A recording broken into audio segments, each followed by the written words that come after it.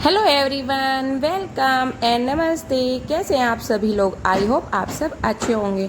तो गाइज, यहाँ पे मॉर्निंग का टाइम हो रहा है 6:30 का और मेरे ब्लॉग की शुरुआत हो गई है 6:30 बजे से। एक बार फिर से वेलकम है आपका मेरे न्यू ब्लॉग में। और गाइज, आज जाना है मुझे अपने मायके, तो सारे काम घर के निपटा के तभी मैं सोची हूँ कि सारे काम अपने ख़त्म कर लेती हूँ जल्दी जल्दी से। आज वैसे मैं दोपहर को 3 बजे निकलूँगी घर के लिए, क्योंकि ना पापा को कुछ काम है, तो आज जाना है मुझे अपने घर। और आज मैं बहुत ही ज़्यादा खुश हूँ, क्योंकि अपने घर जाने की खुशी अलग ही होती है। तो यहाँ पे मैं अपना सुबह की साफ़ सफाई से मेरा रूटीन शुरू हो गया है। जैसे कि आप सबको पता ही है, सुबह उठ के मैं पीती हूँ पानी और थोड़ी बहुत करती हूँ एक्सरसाइज। उसकी वीडियो मैं नहीं बनाई है अब तक भी। अगर आप चाहेंगे तो मैं अपनी जो भी एक्सरसाइज वगैरह मैं करती हूँ वो आपके साथ में शेयर कर सकती हूँ। वैसे मैंने अभी तक आपके साथ अपनी कोई भी एक्सरसाइज वगैरह शेयर नहीं करी है, क्योंकि सुबह जब हम एक्सरसाइज करते हैं तो हमारी बॉडी में ना एक एनर्जी आ जाती है। और कुछ भी समस्या होती है, आजकल महिलाओं में इतनी सारी समस्या आ रही है, क्योंकि 30 की एज के बाद ना हर औरतों में कैल्शियम की कमी हो ही जाती है। तो ना, और कमर में दर्द तो आप पूछो ही मत। मेरा जो मतलब जो मेरी बेटी है वो मुझे सीजरियन से हुई थी, और सर्दियों में तो मेरा कमर का दर्द बहुत ही बढ़ जाता है, और आजकल मेरी कमर में भी बहुत ज़्यादा दर्द हो रहा है। तो मैं ना थोड़ी बहुत अपनी कमर की एक्सरसाइज वगैरह सुबह उठ के कर लेती हूँ, और फिर मैं अपनी कैल्शियम की दवाई भी खा रही हूँ। वैसे तो बोलते हैं कि दूध के साथ ना मखाने उबाल के खाने चाहिए, उससे ना जो कमर में दर्द होता है ना तो वो कम होता है। तो अभी तक मैंने वैसे यूज़ नहीं की है। आप मुझे कमेंट करके बताना कि मैं अपनी कमर दर्द के लिए क्या ऐसा करूँ कि मेरा कमर का दर्द ठीक हो जाए, क्योंकि मैं ना अपनी कमर के दर्द से बहुत ही ज़्यादा परेशान हूँ। आप मुझे देख सकते हो कि मैं ना झाड़ू लगा रही हूँ, लेकिन ना बीच में झाड़ू लगाते लगाते मेरी कमर में ना इतना दर्द हो जाता है कि मुझसे ना सीधा भी खड़ा नहीं हो जाता। तो बहुत देर में मतलब इतना पेन होता है, और मैं ना अपनी कमर दर्द से बहुत ही ज़्यादा परेशान हूँ। वैसे मैं थोड़ी बहुत कमर की एक्सरसाइज करती हूँ, और मुझे ना सर्वाइकल की भी प्रॉब्लम है। पता नहीं है किस तरीके से मुझे सर्वाइकल की दिक्कत आ गई। तो डॉक्टर ने बोला है कि जो सर्वाइकल है सिर्फ उसकी एक्सरसाइज वगैरह ही है, तो बिना मतलब दवाई वगैरह ऐसे कुछ भी नहीं है। अगर आप एक्सरसाइज करोगे तो आपका सर्वाइकल की जो प्रॉब्लम है वो कम रहेगी, जाएगा तो नहीं। अगर आप प्रॉपर एक्सरसाइज करोगे दिन में 2-3 बार तो तब जा सकता है। तो मैं वह डेली ही कर लेती हूँ। जब भी मुझे दर्द होता है ना, अधिकतर मुझे तब कब याद आती है जब मुझे ज़्यादा दर्द हो जाता है गर्दन में, बिल्कुल भी गर्दन सीधी नहीं हो पाती। तो वैसे तो मैं दिन में 1 ही बार करती हूँ, लेकिन उस टाइम में 2-3 बार कर लेती हूँ अपनी सर्वाइकल की एक्सरसाइज। क्योंकि ना फिर अगर मैं वो एक्सरसाइज नहीं कर पाती हूँ ना, काम हो बढ़ गया है, कोई मतलब कुछ भी अगर ऐसा हो गया, कहीं मुझे जाना पड़ गया कि मैं वो एक्सरसाइज नहीं कर पाई हूँ, तो ना मेरी कमर में ना बहुत ही ज़्यादा दर्द गर्दन में इतना बढ़ जाता है, और वो दर्द ना मेरे हाथों में मतलब शोल्डर पे आ जाता है, और कपड़े धोने में भी बहुत ज़्यादा दिक्कत होती है, और सर में तो इतना दर्द होता है, मैं क्या ही बताऊँ गाइज आपको। ना बहुत ही ज़्यादा दिक्कत होती है सर्वाइकल में। तो आप लोगों का अगर कुछ भी ऐसा पता है कि उस एक्सरसाइज से ये प्रॉब्लम थोड़ी ठीक होती है, तो प्लीज़ मुझे कमेंट में ज़रूर बताना।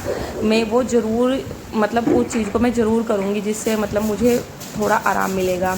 वैसे डॉक्टर ने एक्सरसाइज 2-3 एक्सरसाइज बता रखी है जो कि मैं करती हूँ। तो मुझे इतना नहीं पता था सर्वाइकल के वगैरह में, ये मुझे 1 साल से ही हुआ है। तो गाइस, मुझे ज़रूर बताना अगर आपको कोई भी सर्वाइकल के बारे में कोई भी ऐसी एक्सरसाइज पता है कि जिससे जल्दी आराम मिलता है, तो मुझे प्लीज़ कमेंट में ज़रूर बताना, तो मैं ज़रूर उस चीज़ को करूँगी। और गाइस, यहाँ पे मेरा झाड़ू लगा लिया है मैंने अंदर, और फिर बाहर कर रही हूँ मैं धो रही हूँ ये फर्श, क्योंकि ना बाहर ना बहुत ज़्यादा गंदा हो जाता है, क्योंकि खुला भी है ना। तो कोई भी पंछी वगैरह जाता है ना तो बीट वगैरह कर देता है, तो बिना धुले ना बाहर अच्छा भी नहीं लगता है। तो बाहर मैं धुल देती हूँ, अंदर मैंने झाड़ू लगा लिया और बाहर मेरा धुल गया है, वाइपर वगैरह सब लगा दिया है। फिर आ गई हूँ मैं सीधा पूजा रूम में, पूजा रूम की साफ़ सफाई करने के लिए। तो पूजा रूम में मैं पोछा भी लगा दूंगी। पूजा रूम में मैं हाथ से ही पोछा लगाती हूँ, क्योंकि मैं उस वाले पोछे से पूजा रूम में पोछा नहीं लगाती हूँ, अपने हाथ से ही लगाती हूँ पूजा रूम में और अपनी किचन में। और गाइस जब हम सुबह उठते हैं ना, एक बात तो है, अगर हम जल्दी उठ जाएंगे ना तो हमारा जो सुबह का काम होता है ना वो हमारे सारे टाइम से हो जाते हैं। उठना तो ज़रूरी होता है, तो इसीलिए मैं सोचती हूँ कि अपना थोड़ा 1 घंटा पहले उठ जाऊँ और जो मेरे मॉर्निंग के जो साफ़ सफाई होती है वो मेरे सारी टाइम से निमट जाए। अगर मैं 15 मिनट भी लेट हो जाती हूँ ना तो मेरा सारा काम लेट ही हो जाता है। तो सुबह कोशिश मतलब करनी ही चाहिए कि सुबह हम जल्दी उठे, इससे ना हमारा पूरा दिन भी बहुत अच्छा जाता है। और सुबह की जो हवा होती है ना वो हमें ना जो काम करने की एनर्जी होती है ना, हमारा शरीर में ना फुर्ती बनी रहती है। अगर हम लेट उठेंगे तो सारे काम ना ऐसे मतलब जल्दी जल्दी में करने पड़ते हैं हमें बहुत ही ज़्यादा, और फिर दिमाग में भी अजीब सी टेंशन रहती है। तो इसीलिए ना मैं अपना जल्दी उठ के अपने सारे काम निपटा लेती हूँ। और आज सैटरडे की मेरी वीडियो है, तो सैटरडे का ही मेरा ब्लॉग है।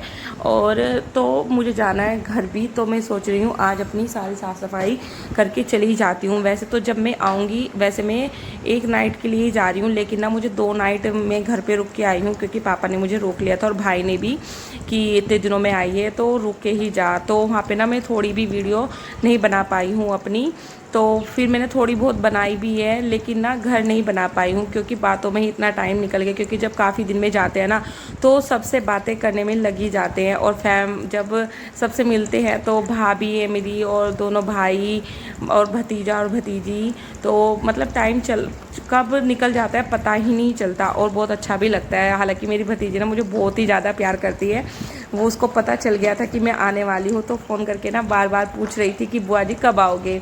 मतलब उनको ना मेरा वेट रहता है कि हमारी बुआ कब आएगी, और मुझे भी ना उनसे मतलब बहुत ही ज़्यादा प्यार है। तो मैं सोचती हूँ कि मैं जाके उनसे मिलूँगी और एक अलग ही खुशी होती है अपने घर जाने की। तो वही मैं, और फिर मैं अपने घर के सारे काम निपटा लूँगी फटाफट। और आज वैसे लड्डू के पापा की छुट्टी है, तो आज मुझे उनके भी नाश्ते की इतनी टेंशन नहीं है। तो जिस दिन उनकी छुट्टी होती है दोनों की, तो मैं सोचती हूँ कि सारी साफ़ सफाई जो कि मुझे करनी होती है, वैसे जैसे पोछा तो मैं डेली लगाती हूँ, लेकिन डीपली पोछा मैं उस दिन लगाती हूँ जिस दिन इनकी सबकी छुट्टी होती है। क्योंकि ऊपर वाले जिन्ने में और नीचे वाले जिन्ने में, तो ऊपर वाले जिन्ने में 2 दिन छोड़ के पोछा लगाती हूँ, तीसरे दिन क्योंकि इतना गंदा भी नहीं होता है। तो जिस दिन छुट्टी होती है उस दिन मैं लगा ही देती हूँ, क्योंकि टाइम भी काफ़ी रहता है। और लड्डू के पापा गए थे पौड़ी, तो उन्हें कुछ काम था वहाँ पे, तो वे गए थे पौड़ी 2 दिन के लिए। तो जब वहाँ से आए हैं तो इतने सारे कपड़े लेके आते हैं, एक मतलब हो ही जाते हैं कपड़े। तो फिर मैंने सोचा आज, और फिर लड्डू की स्कूल की ड्रेस वगैरह भी थी, तो मैंने सोचा फिर पोछा लगाने के बाद मैं कपड़े धुल देती हूँ और बाद में बनाऊँगी नाश्ता। क्योंकि अभी टाइम भी ज़्यादा नहीं हुआ था, अभी सुबह के 7 ही बजे थे। तो मेरा ये सारे काम निपट चुके हैं, निपटा लूँगी सुबह ही अपने सारे काम, और फिर करूँगी मैं बाकी के काम। पूरा दिन वैसे काम मिला ही रहता है, हम हाउस वाइफ की लाइफ ही यही है कि सुबह से उठो और डेली का यही काम होता है कि ये काम करना है वो काम करना है। हमें एक दिन का भी आराम नहीं है। जो जॉब पे जाते हैं उन्हें तो एक दिन की छुट्टी भी मिल जाती है, लेकिन हमें कोई छुट्टी नहीं है और इसकी हमारी कोई सैलरी भी नहीं है। लेकिन ये है कि अपने घर के कामों में ना हमें सुकून मिलता है, और जो भी घर के काम होते हैं वो एक औरत को ही करने चाहिए। तो जो भी घर के काम होते हैं ना, मैं सोचती हूँ कि मैं अपने सारे अच्छे से मैं ही निभाऊँ और मैं ही सारे काम करती हूँ। क्योंकि जो हस्बैंड लोग होते हैं वो बाहर से सिर्फ कमा के ला सकते हैं, जो हमें घर में एक अपने घर को एक औरत ही संभालती है और सारे घर के काम भी वही मैनेज करती है। उनका जो वे बाहर से कमा के लाते हैं, और मैं चाहती हूँ कि मैं अपने सारे घर के काम मैं खुद ही करूँ, मैं उन पर अपने काम का भी कोई बर्डन नहीं डालती हूँ। क्योंकि जो वे बाहर करके आते हैं वो हम बाहर नहीं कर सकते, और जो हम घर पे करते हैं वो घर पे नहीं कर सकते हैं। तो इसीलिए मैं सोचती हूँ कि मैं अपने सारे काम अच्छे से मैनेज करूँ, अपने बच्चे की जिम्मेदारी और अपने घर की जिम्मेदारी अच्छे से निभानी चाहिए, और मैं ऐसे ही करती हूँ। तो यहाँ पे मेरे कपड़े धुल चुके हैं। और पता क्या हुआ था, इसमें ना लड्डू के पापा की पॉकेट में ना कुछ लिस्ट पता नहीं क्या थी, वो कागज़ था, मतलब किसी चीज़ की स्लिप थी या थी वो मुझे नहीं पता है, क्योंकि मैंने वो धुल दी थी, मैंने पॉकेट चेक करी थी लेकिन वो मुझे नहीं मिली। तो जैसे ही मैंने कपड़े धुले तो वो बिल्कुल मतलब उसका कुछ पता नहीं चला कि वो किस चीज़ की थी। वैसे वो ज़्यादा काम की नहीं होगी, अगर काम की होती तो वह मेरे पे बहुत ही ज़्यादा मतलब गुस्सा करते कि तूने जेब नहीं चेक करी। अधिकतर वैसे मैं सारी जेब वगैरह सब चेक करके धोती हूँ, लेकिन कभी कभी हो भी जाता है। तो वही मेरी आज हाथों से धुल गई और फिर बाद में चलो वो ज़रूरी भी नहीं थी तो इतना दुख भी नहीं हुआ है। तो फिर मेरे कपड़े वगैरह धुल गए थे और मैं नहा भी ली थी और फिर आ गई सीधा मैं पूजा रूम में, क्योंकि अब करनी है मुझे पूजा और टाइम हो चुका है 8:30, मॉर्निंग के 8:30 बज चुके हैं। तो 8:30 तक नाश्ता हो जाता है, लेकिन आज मेरा नाश्ता अभी तक नहीं हुआ है। और लड्डू के पापा भी दोनों उठ गए हैं और भैया वगैरह सब उठ गए हैं। तो मैं फटाफट से अपनी पूजा कर लेती हूँ यहाँ पे।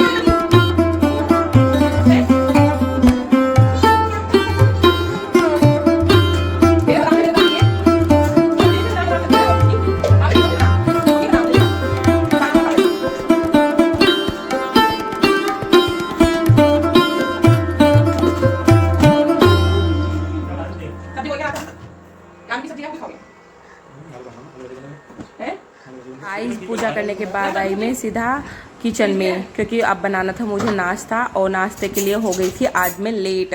तो फटाफट मैंने आटा निकाला और आटे को मल लिया है। और सब्जी मेरी आज रखी हुई थी तो मुझे इसीलिए थोड़ा मतलब सोची थी कि आराम से नाश्ता बना लूँगी, क्योंकि आज मॉर्निंग में मुझे कोई सब्ज़ी नहीं बनानी थी, क्योंकि रात में ये सब्ज़ी बच गई थी तो नाश्ते में ना वही काम आ जाएगी और फिर बनाऊँगी मैं दोपहर में खाना।